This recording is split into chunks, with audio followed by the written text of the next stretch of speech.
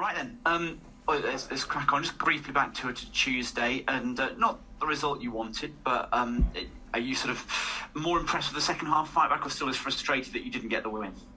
No, we're frustrated we didn't win, of course. But there are lessons to be learned on these derby games because we've not been very good in them.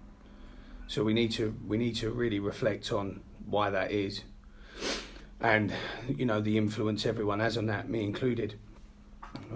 So we could be better. I think everyone needs to be conscious of the physical outlay from the Saturday game.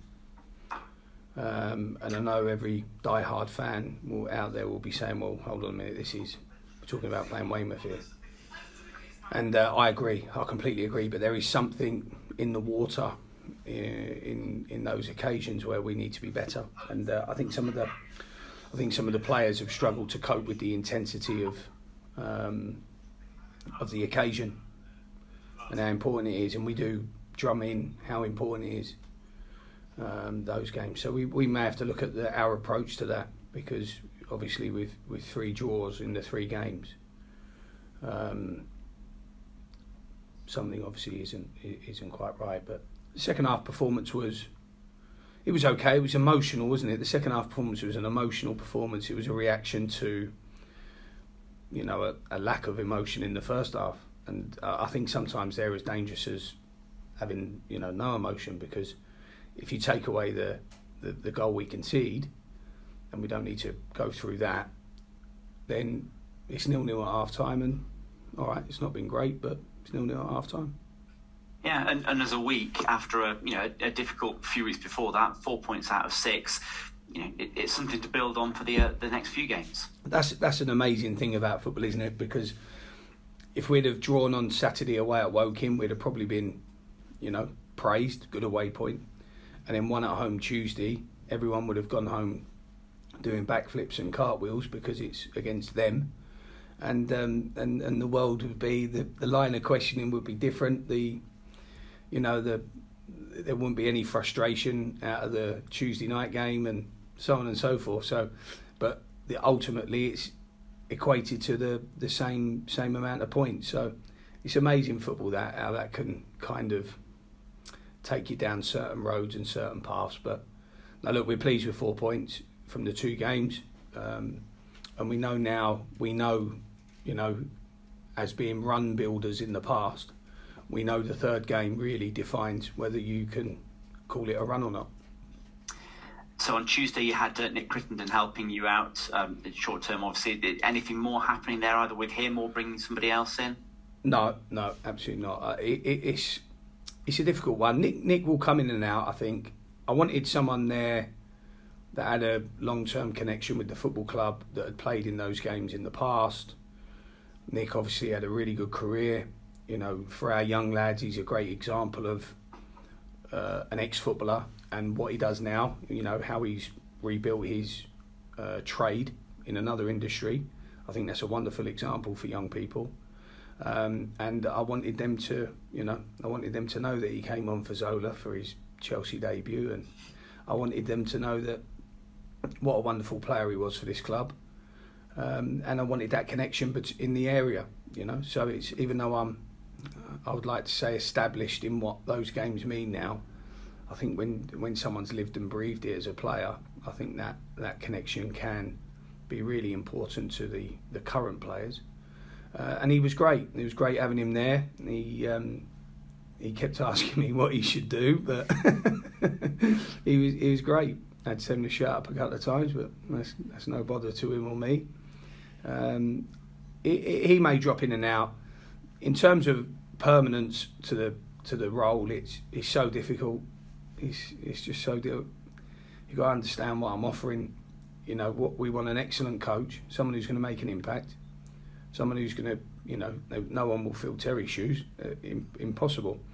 But we're asking them to make an impact for, February, March, April, summer, May. So it's a 4-month job, 3.5, 4-month job. And they're going to have to live away from home probably 3 or 4 nights a week. Probably. So It's not that appealing, is it?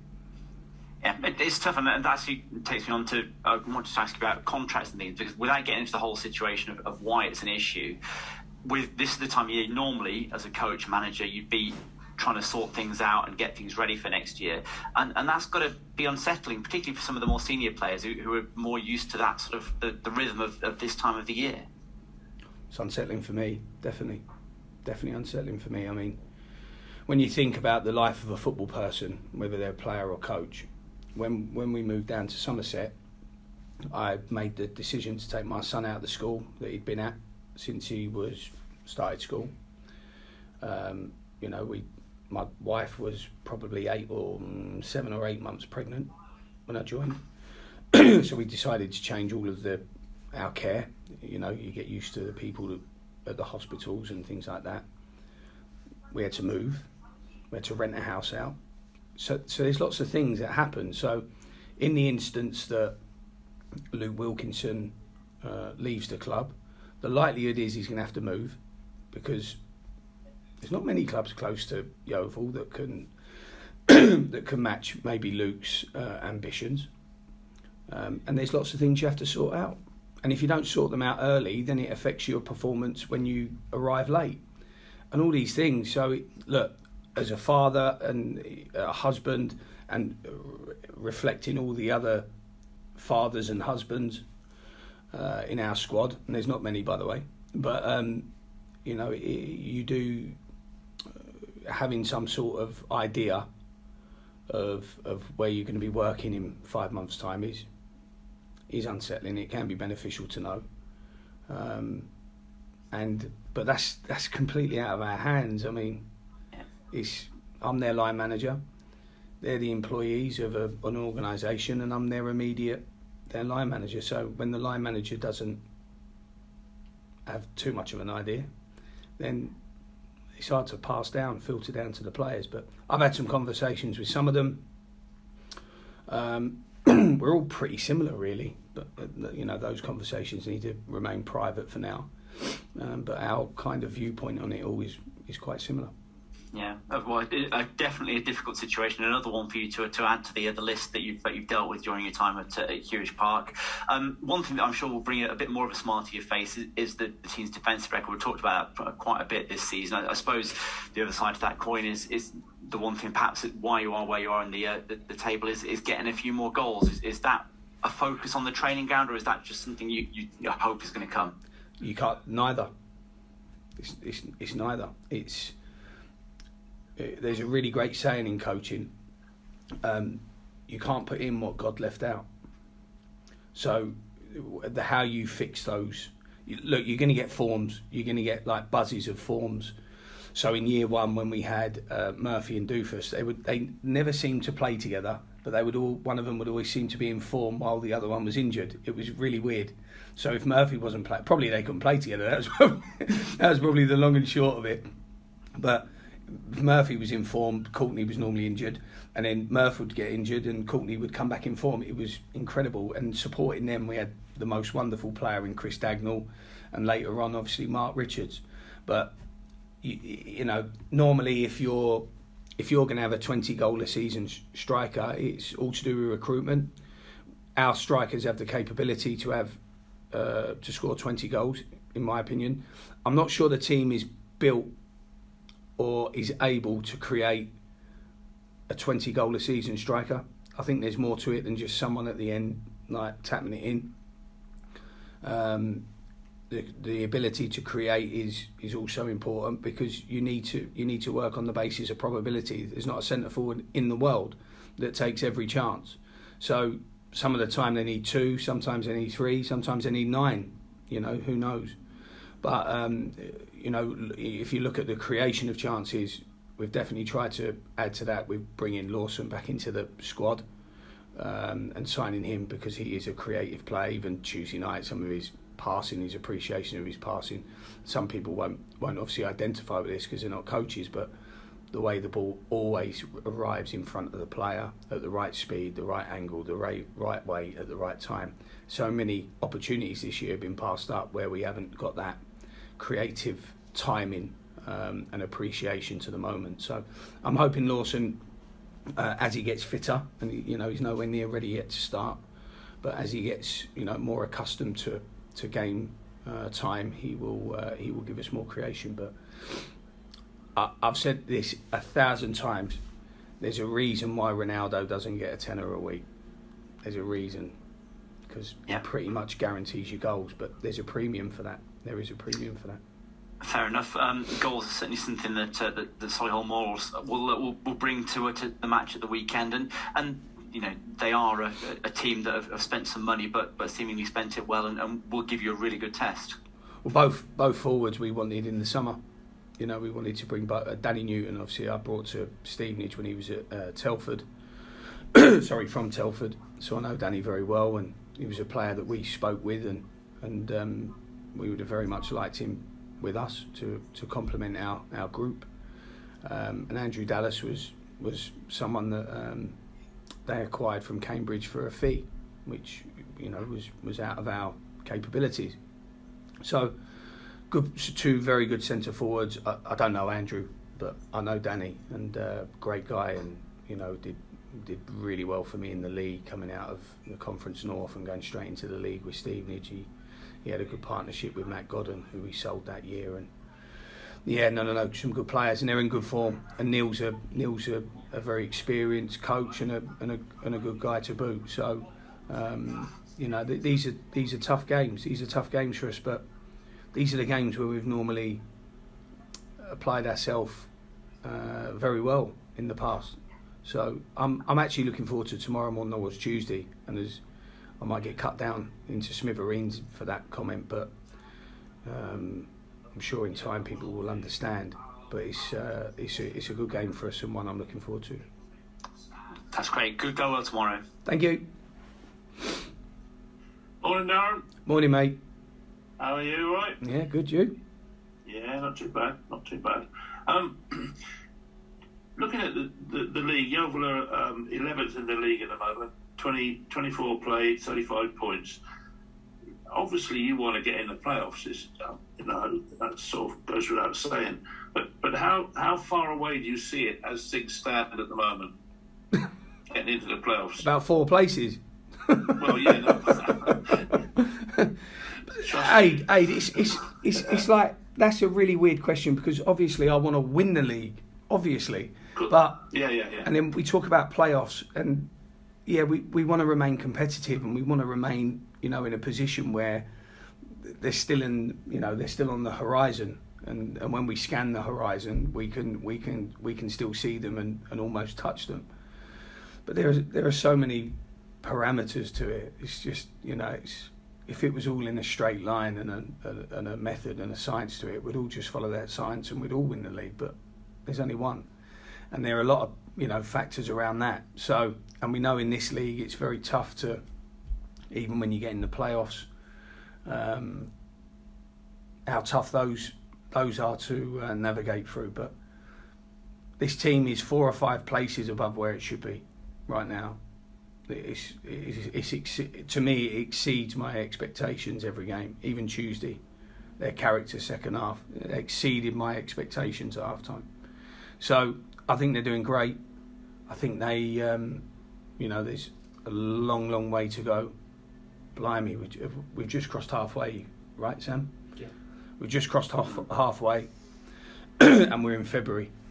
So, it's going to be a huge demand now for the rest of the season. Even from Saturday to Tuesday, some of them players who played Saturday, Tuesday, played with 10 men for 30 minutes on the Saturday. Ben Barkley's not played for 2 months. He's played 2 very demanding 90 minutes in 4 days. Ben really can't train until the next game in a scientific world, if you want to apply science to it. So, it's very difficult to get on the training pitch at the minute and practice with a group of players that are going to actually go out down the tunnel Saturday at 3 o'clock and perform. But when you have the choice of improving someone at the risk of injuring them, I'd rather they go down the tunnel. I mean, especially in the case of Wilkinson and Bartley, they've been minor miracles.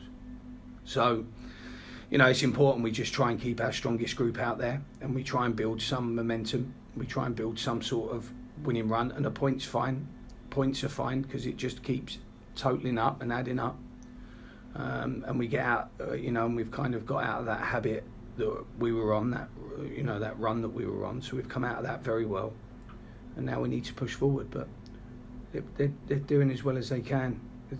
Honestly, they're doing as well as they can. They're trying as hard as they can, and I think the supporters have appreciated their efforts. I really do. The reaction again Tuesday night was incredible, absolutely incredible. I'm very grateful to be Yeovil manager at the moment. What's your view on games in hand? I mean, you've got 1 and 2 games in hand on a few of the teams above you. Are you one that you prefer to have the games in hand or points on the board? I don't know. If you win the games in hand, I'm delighted to have the games in hand. If you lose them, I'd rather have had the points on the board. I don't know. It's who's available for the game in hand, who's not available, who are we playing, what are their form, is it home, is it away? It's just so many. They're just games. It's just games. Yeah. And how much of a boost is having Lawson DF back? Well, incredible. Incredible. The reception he got Tuesday night was fantastic and rightfully deserved. This is a guy that's put his life on hold, not earned a penny in 6 months to get fit for Yeovil, at Yeovil, so that he can play again for Yeovil. So to me, that is a, what superlative do you label an individual that does that? So there's not many people that go somewhere every day voluntarily. No, I'm sure. To try their best, and Lawson had other offers, and we did quite nearly lose him, but his intention was always to stay.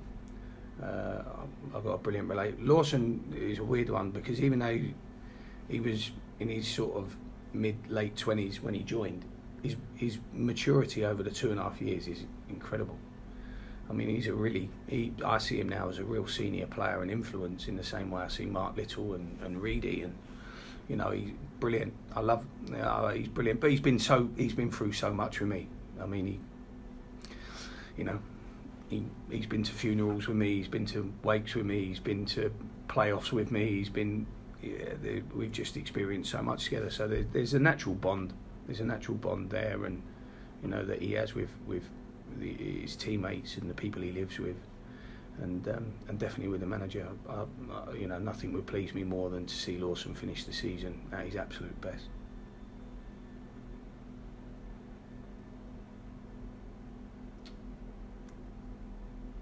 And what's the situation with regard to injuries for the game tomorrow? I don't think we've got any injuries from Tuesday night. Worthington would be the only one. Sorry, Worthington would be the only one. He struggled. You've frozen on me. No, you've frozen on us, mate. So, all right. So everyone else was nodding along, and but Matthew would be the only cause for concern. He was very tight yesterday, but that guy covers some ground in. So he's every right to be physically fatigued. But again, it just means we can't prepare in the same ways. But when you've got a small squad, what would you rather they do? Rock up at training or turn up at games? It's a no-brainer, isn't it? Yeah, no, absolutely. And finally, we ask this each week, I guess, but we've got to keep asking, I suppose. Any news on what? What, Voldemort? As you know, on the takeover. He shall not be named. That's Voldemort. Right. Okay. The potential of a takeover, I guess, is what you're alluding to. The situation, should we call it? I've known nothing from the start. Yeah. I know nothing. Look, it's Scott's business. It's not Darren Sarll's business. It's Scott's business. Well, Scott chooses. If I own a house, if I decide to keep my house, it's my house. I've got every right to keep it. If I decide to sell it, I've got every right to sell it. If I want to rent it out, I'll rent it out. It's mine. I'll do what I want with it. So that's how I feel about this, and I have to feel this way about this because I'm a professional football coach, and I'm working with 25 to 30 employees that directly report into me, and they need to retain a focus on what their job is. and we have to block out any noise and any cloud. Otherwise, we'd all turn into mush. So, you know, there's a genuine focus from us in order to try and keep win games as best as we can for Yeovil Football Club. And, you know, we've never allowed it this season to even contemplate having an excuse for a lack of that or this or that's going on or that's going on. I hate to think if I've used that as an excuse or as a reason, but these lads are doing everything they can and trying to earn, you know, employment for next year, and you know, they should be commended for that. Absolutely, and you know, I mean, and so should you, because it must be an awful distraction nonetheless. But you know, good luck tomorrow. 3 points, very much, and away we go. Thank you. Away we go. Cheers, mate. Morning, Darren. How are you doing? I'm all right, pal. You? Yeah, not too bad, thank you. I know we've touched upon it, but games are coming really thick and fast. Is it difficult for you as a manager with a small squad to kind of keep the squad going, or is it, as you say, a game-by-game basis? Game by game. Yeah, it's just game by game. It's, you know, and you want to put your best team out all the time. And the best team is, you know, the players that are in form, the players that have credit. You know, when you look at someone like Dale Gorman, for example, I've never seen play so well for any club, either the one he played for with me or the ones he left to play for with someone else. He's in the form of his life. He's having the season of his life. And, you know, if Dale has a bad game tomorrow and we then declare him out of form, do you leave Dale Gorman out on Tuesday night at Willstone if he's fit? Not a chance. So there are, like in all teams, there is a golden thread that goes through your team. Glenn Roeder used to say to me, Darren, if Vidic is fit, does Ferguson pick him? And it's the same analogy, you know, if Wilkinson's fit, does he go in? Absolutely. Does that mean someone who may have been playing well come out? Absolutely. Wilkinson is the spine of my football team. Always has been and always will be. And it's important he knows that, and it's important the players around him know that, because, you know, in any business or any sort of organisation, there is always a hierarchy to your position. And Luke, for me, sits right at the top of that hierarchy in his importance and his influence. And he 100% reflects the manager. I thought his interview after the game Tuesday was just wonderful, just so balanced and experienced and calm, and you know, so maybe he don't reflect the manager. But no, so I think that's important. It's important trying to get your best team out every game. I don't think you can rotate, if that's a word. We haven't got the depth to rotate, and we haven't got any replacement is not comparable to the other. Does that make sense? So, for example, Josh Staunton to Toby Stevens, in profile, they may be a rotational solution or option, but they're in completely different parallels. You know, Josh is the oldest 26-year-old I've ever met, and Toby's still a second-year apprentice by age. So even though they play in the same category or in the same role, it's not a comparable. It's not a comparable kind of debate, is it? One's an old man and one's a young lad trying to you know, fire his career off. So it's things like that. We have to kind of measure that, and you know, I must say Ben Barclay's probably been the difference in that kind of scenario, because he's a proven player, got games under his belt, and he's come in and been just absolutely fabulous. I mean, the lone players that come in, you can almost see it in day one, where they almost take the lone club as their club. Romeo Hutton did it unbelievably well. Tilly did it really well. You know, there's so many players that have done it so well for us, so well for us. And Dan Moss did it, as we all saw.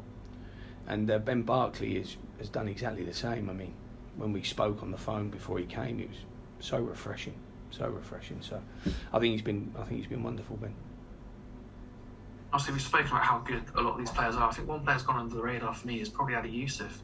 he seems to work really hard, and he's scored a couple of important goals for you without really being given too much of a mention. Well, he's scruffy, isn't he, Addy? He's the proverbial bull in a china shop. I mean, he must be, out of all the forwards, and I mean no disrespect, you know, Sonny would be difficult, Ruben's super clever, but if I played against Addy, you can just imagine the bruises that you'd come off with. I mean, you'd come off with a dead leg, you'd probably come off with an elbow in the ribs, you'd have a bruise across your nose and your eyes. I mean, you'd be battered. And Addy has worked so hard. I must say, Addy works harder for this club than I've ever seen him work for any club. And I think if we got Addy up here one day, he'd probably reiterate that. Super guy, like they all are. And it's the only and this is my fault. This isn't Addy's fault. The only problem I have is finding the balance with Addy and the other forwards, and we still haven't found that balance. And if we're going to maximise the sum of our parts in the dressing room, and recruitment is something we can't do, then we have to try and find a harmonious balance in the attacking play in order to score more goals. And you know, Addy was part of a really good run, but so was Joe, and you know, and we have to use them accordingly. But Addy's played more games for me here now this season than he did for both his clubs last year combined. So Addy's, you know, he's done brilliant for us. Brilliant. And when we use him, I use him at some times. I thought he was good. I thought he was right to be used on Tuesday because he's very awkward, and I think in those games you want to see an awkward, bustling centre forward, but not in Addy's defence. And Addy will be the first one to hold his hand up to this. He missed 2 absolute glorious chances for us, and that's his job. So you know, there's a bit of both here, but he does work very hard. Brilliant lad, absolutely brilliant. I'd love to be able to open the dressing room up for you all one day, because you must think that the sun shines out of their backside, these chaps, but they're fabulous people, absolutely fabulous people. Obviously, it wasn't quite the result you wanted on Tuesday, but did you get to celebrate your birthday? No. My time off is between the middle of May and June, and when I say time off, it just means I don't have to turn up at Hewish Park every day. My phone's on non-stop, so my phone was on non-stop Wednesday. The players that wanted to get into my good books said happy birthday. The ones that I'm now going to sell didn't. but you know, and it was like that. I spent time with my family. I went for a bike ride with my son. That's all I'm interested in, seeing my family. Best of luck for the weekend, Darren. Take care. Top man. Hey Darren, you alright? Hello, Ben. Less about the birthday, but day after, did you bring the biscuits and cakes in like the players have to? Too busy. Too busy for biscuits and cakes? Too busy. Who else is going to do all the clipping of the analysis now Terry's gone? Who's doing that? Me. I ain't got time to go to Tesco's and get them cake. So, anyway, the last thing Luke Wilkinson needs is another donut, so... How busy were you Monday? EFL transfer deadline day obviously doesn't necessarily affect us in the National League, but was it a case of being ready in case there was a domino effect at other clubs where players became available that weren't available a few hours ago? No. We were here until about... I was here until about 8:45. I had Terry's game on in the background, Portsmouth, Charlton, and then... all you've really got to do on deadline day is make sure the Premier League clubs aren't gonna, can't send you someone that's like a no-brainer. Once you get through them, you might as well just do everything else after everyone else has rushed around. And remember, there's a lot of begging going along from yours truly when you want a player at the moment. So you're asking people to do favours all the time, really. And Premier League clubs now most of them have a loan manager, and the free loan as such is a thing of the past. It's an absolute thing of the past. So when you had Ryan Mason here and Abika and Corker, that was still in a world where people used to do everyone favours, and it was in the benefit of youth development. And I must say, Millwall have still got that. They're very good. And Middlesbrough with Robinson was a very easy thing to do. But the rest of them, they're very hard. It's like negotiating with a 30-year-old over a 2-year contract. I mean, it's tough now. But we had a lad playing abroad that we tried to get done, but we couldn't get it done. So we went home Monday. Just looking back then at Tuesday night, we're notoriously the side who gets away quickest. I think if matches were 15 minutes long, we'd be second in the table or something like that. Yep. But in fact, it was Weymouth that got at us. Did one or two kind of feel the occasion a bit in those first few moments? Yeah, they did, but I don't think they got at us.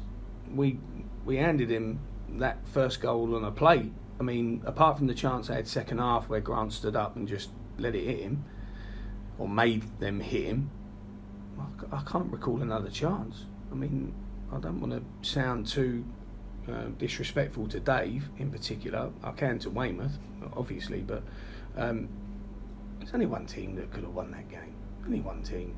The amount of pressure we put on that goal, and even first half, we had three really good chances, and second half, I think 6-7 chances, really good chances. So.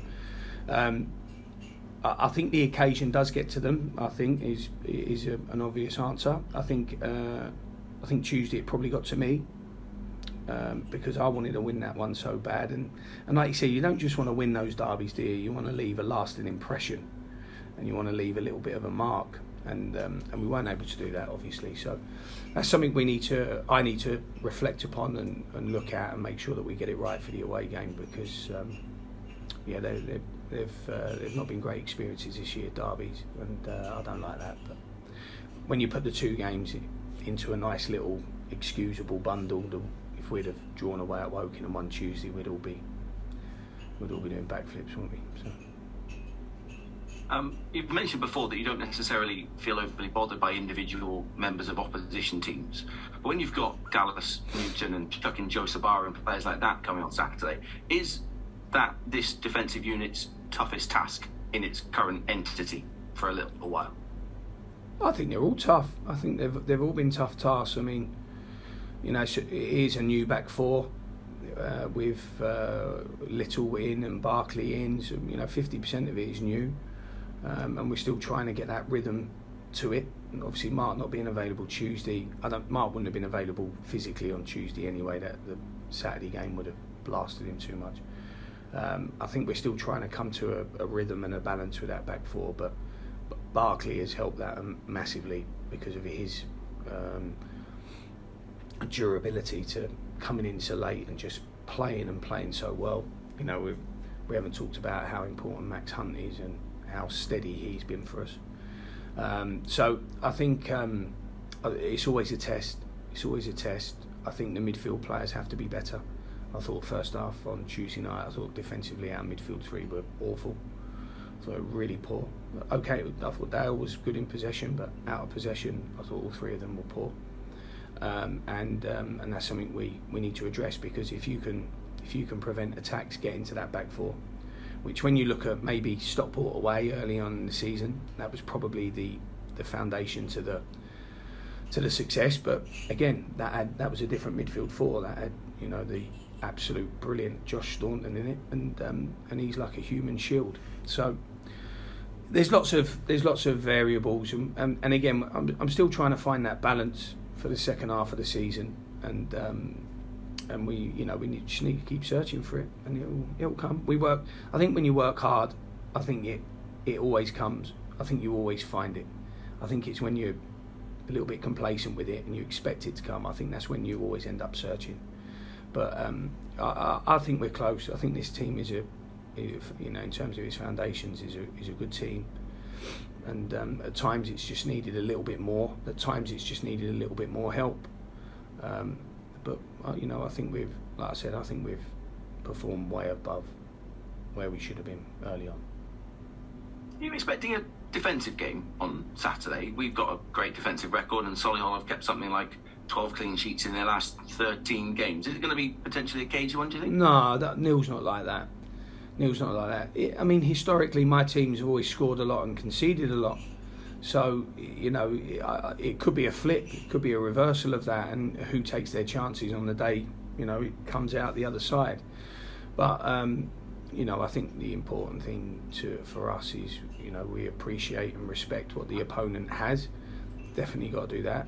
But we also, we've still got so much work to do with ourselves individually and collectively.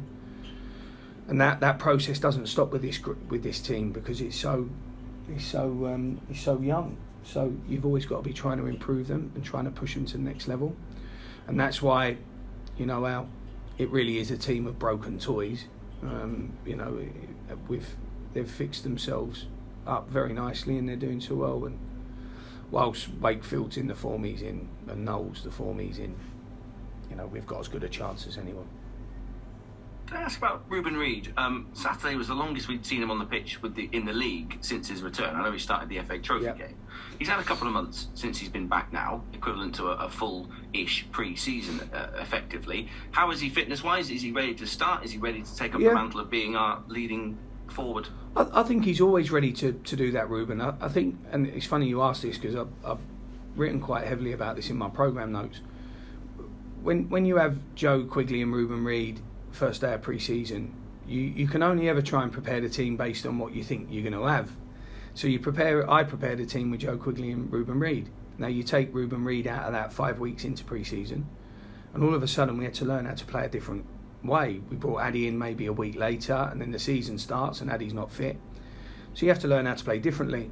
And because of the timing when Ruben came back, I think we may have still been in that run. So you don't change the team, because nothing's broke. Don't fix it. And then those big games came up, the Bournemouth games and the Torquay games and you really need your fittest players out on the pitch. And Ruben was shy of game time, which isn't his fault. But we haven't got the infrastructure where we can lay on 5 or 6. I mean, Ruben should have probably had 4 full games in the reserve team in an ideal world before he even came anywhere near it. And then you put numbers. I mean, remember we went to Wrexham with 3 subs.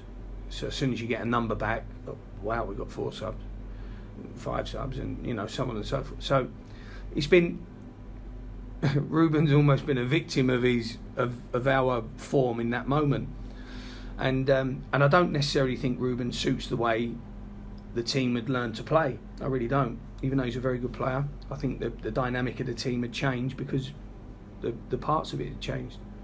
So I think Ruben's had to work very hard. He's a very, very frustrated, individual at the minute. I can see that in his eyes. He's not someone who wants to see out his time or his career. He wants to play every minute. We've had some very nice, open, honest conversations, as Ruben and I always do. And I thought when he came on Tuesday night, I thought he was the best I've seen him. And I thought he was the best I've seen him in terms of goal threat. And I think that's the big thing for Ruben, is that he and we don't pigeonhole him as being this link-up man and not a goal threat, because a link-up man without a goal threat to me is a defensive midfield player. So, he's still got to bring those elements of forward play to the game whilst linking the play for us so brilliantly. And he is Football League link-up. He is definitely, under his level in that sense, but he needs to retain a goal threat, and I thought he was a better goal threat. You could see when that ball played in from Gorman second half, and he rolled and shot without even lifting his head. I thought, okay, we may be there. So Ruben's getting closer. Him and Addy are so different. I'm trying to use them accordingly based on the game and what the game's needs are. And when we needed to up the ante second half, I thought Ruben would just give us another target to play off. For Dale, because Dale seemed to be searching for someone to pass to first half, a forward pass, and what it did, it sucked that back 5 in for Weymouth, and it allowed Wakefield so much space on the outside, which that he exploited quite brilliantly at times. So yeah, Ruben's an interesting one, and one where I'm hoping to see more of what I saw Tuesday in training and in games.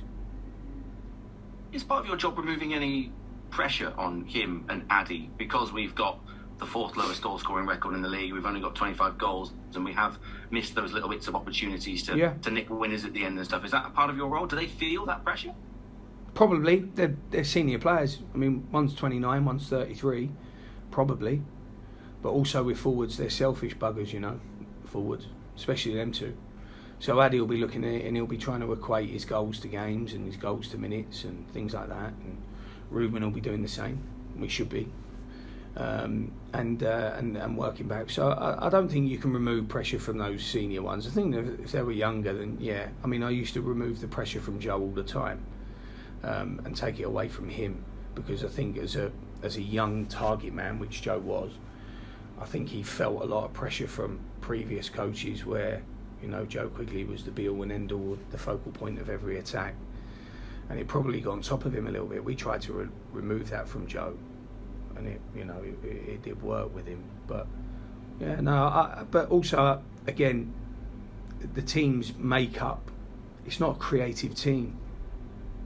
You know, there's a heavy percentage of our team who are kind of in the destruction category more than the construction. But without using the obvious crappy excuses, hands are tied. So it's, you know, they're doing fabulously well, and they are improving.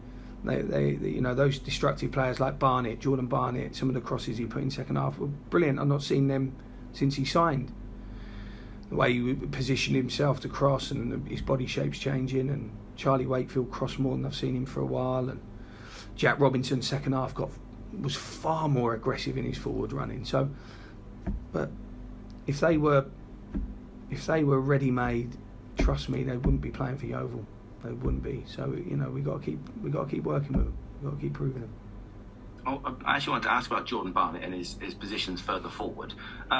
It's quite exciting seeing him kind of go hellfire down the left wing and have pop shots. And do you see him maybe having a bit of a future, whether it's with us or in his career, playing sort of as an attacking midfielder? Absolutely. I mean, the only reason he's not played left back is because we actually have seemed to have had a left back most of the time this year, and I think Morgan Williams, I must say, has been our best left back. So having Jordan a little bit further forward, he's got great speed, great pace, very, very aggressive, and his work ethic in front of a defensive line is extraordinary, you know, in Matt Worthington's class. So he has got good qualities, and it's nice having a naturally left-footed player in the team, whether he plays, I thought he was very good against Bournemouth when he played on the right-hand side, and he kept the team coming into the middle because he kept following in on his left foot. So I thought he was very good that day, very good. And but like, he regains the ball. When excuse me, when Dale Gorman was a young player, he used to run around frantically, hitting and tackling. And this is, I think, it's probably taken him maybe a good 4 or 5 years of senior football for his brain to slow down, so that when he's running around like frantically, like he does still, and he's still obviously nailing everything that moves, but when he has the ball, he's got a slower brain. His mind is far more composed and still. And Jordan will have to go through exactly the same process. And Matthew's starting to come out of that now, but Jordan will go through the same process Dale did. I think it'll be another 2 or 3 years before Jordan's brain composes itself while still being able to play at that wonderful tempo that he plays at. But if you don't get them at that tempo now, their brain will never be able to slow down whilst being at that, you know, at that level. So these are all developmental processes that I've seen hundreds and hundreds of times. Tom Knowles went through the same thing, run around like a loony. Now his brain's starting to slow down. Alex Bradley's starting to get there. All of these elements, but you know, I've just named 3 lads who have not made 100 games yet in their career, so you've got to get through it. Finally, for me then, you said that Josh Thornton was going to be 3 or 4 games. This is game 3. Is he on the verge of being available Wealdstone or possibly the Sunday after?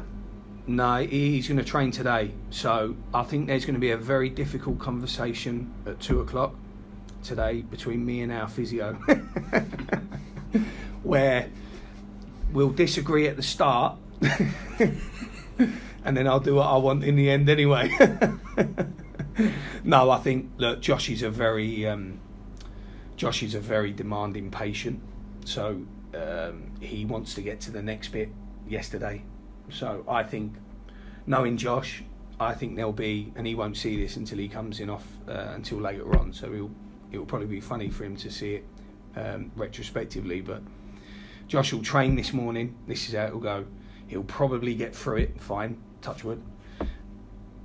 And then he'll probably knock on my door 2 minutes after stepping back into Hewish Park today, and he'll be saying, I'm ready to go. Then the physio will then he'll say it to the physio, then the physio will get angry and he'll come and talk to me. And then I'll get angry because the physio's angry talking to me. And then me and Josh will make whatever decision we want to make anyway. So it shouldn't happen. When you have depth, it doesn't happen. I spoke to a colleague at another championship club this morning who worked under me for years, and he actually asked the same question, Ben, is Josh Staunton fit? And I said, and I used a scenario of Steve Schumacher, who's now manager of Plymouth, and Steve did his cruciate, and when Steve got fit, I sat down with Steve and said, you're going to have to play 8 games before I consider you. 8 games.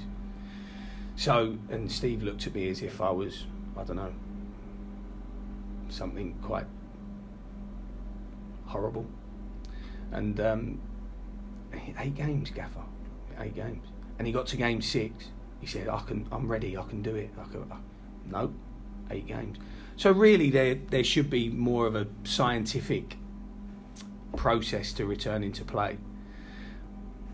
But when you have no choice, you have no choice. And when you have players like Josh Staunton who are ready to play with pain, and they are, people like Charlie Lee, I've never seen a human being recover like him. I mean, he was just a freak of nature.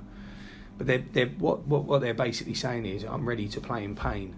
I'm ready to deal with pain in order to play football for the football club. So, and it's a wonderful thing to hear, isn't it, that someone's ready to be not at their best in order to try and make the team better. And Josh is such a big player for us. So I'm gonna hold on to see how he does in training. Knowing Josh, he'll be smashing into things before the session's even started, and he might put me in a position for tomorrow. Worst case Tuesday. Worst case, but it's good news, right? It's good to have Staunton doing that. It's great news, and big player for us. Big player. Fantastic. Thanks. That's all for me. Go well tomorrow.